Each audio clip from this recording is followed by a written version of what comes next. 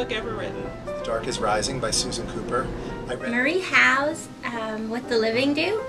She was also my teacher at Sarah Lawrence, and she taught me that I could be a writer. So. I think To Kill a Mockingbird.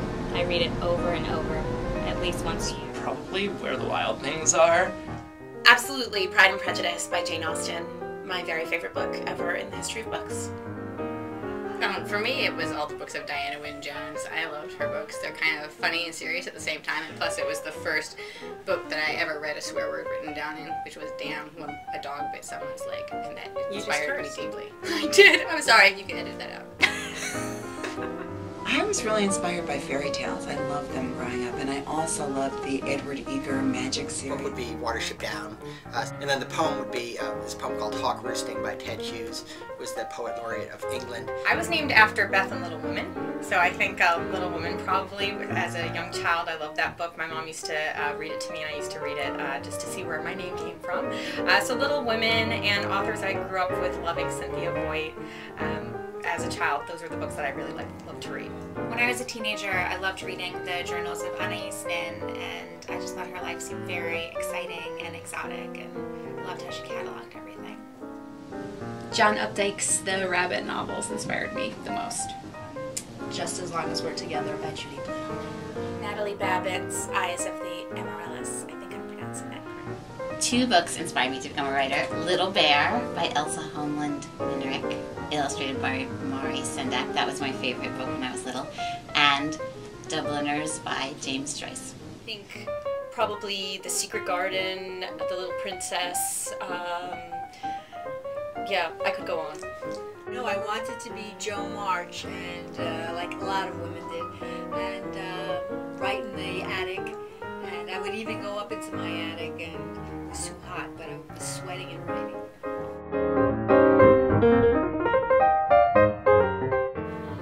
Shiver. What I saw and how I lied, of course. Shiver or To Kill a Mockingbird? Oh, yeah. For me, Time Traveler's Wife, because it made me cry, and I don't cry. John Irving's A Prayer for Owen Meany, which is incredible, and everybody should go out and read it right now. There were probably two. One is The Hunger Games, because I think I just admire her ability to plot and to keep you on the edge of your seat, and to end each chapter with just the shock. And the other would be, of course, Harry Potter, because I read those books with my son. I almost said Hunger Games too. That was like the first book that came to my mind. Yes. But I'm more of a, I always say that I don't like, science fiction or fantasy, but those are the books that I love, and Catching Fire was just so brilliant. It was, so, yeah, she's a master. Yeah. Okay, the one book I wish I had written really passionately is The Old Man and the Sea by Ernest Hemingway, because it's so good and so short. Probably B, My Name is Bunny.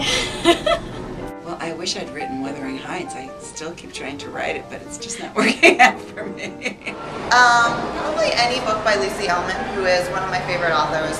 She writes for adults, but I think she's great. Right. There's like 1,000 books I wish I'd written, but like a lot of them are probably X-Men comics. Wish I'd written Siobhan and Vivian, Same Difference. Easy one. Elliot Schreffer's School for Dangerous Girls. Did I pronounced your last name wrong? That makes it seem completely inauthentic. You have to include that part. I had written Franny and Zooey.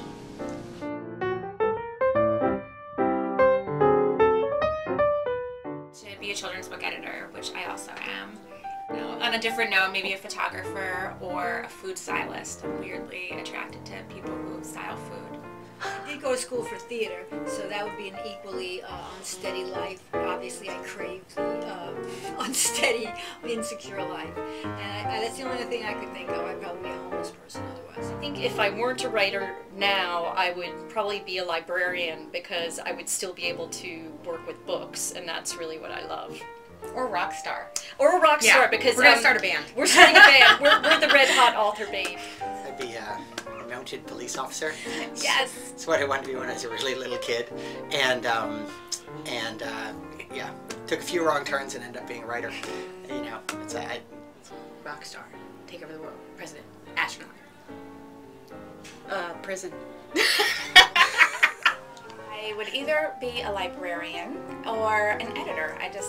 I would love to just be able to read books all day and recommend books. If I wasn't a writer, I would be a train conductor because I could just move back and forth. Oh, in a coffee shop. I've actually always wanted to be a mailman. To deliver the mail. So I'd probably be like either an actor or a TV talk show host. I would like to maybe be like a brain researcher, use an MRI. I thought I was going to be a librarian, and I think to be surrounded by books would be just a great thing in any way, so I think I'd be a librarian right now. I'm a teacher right now, but I probably would say librarian.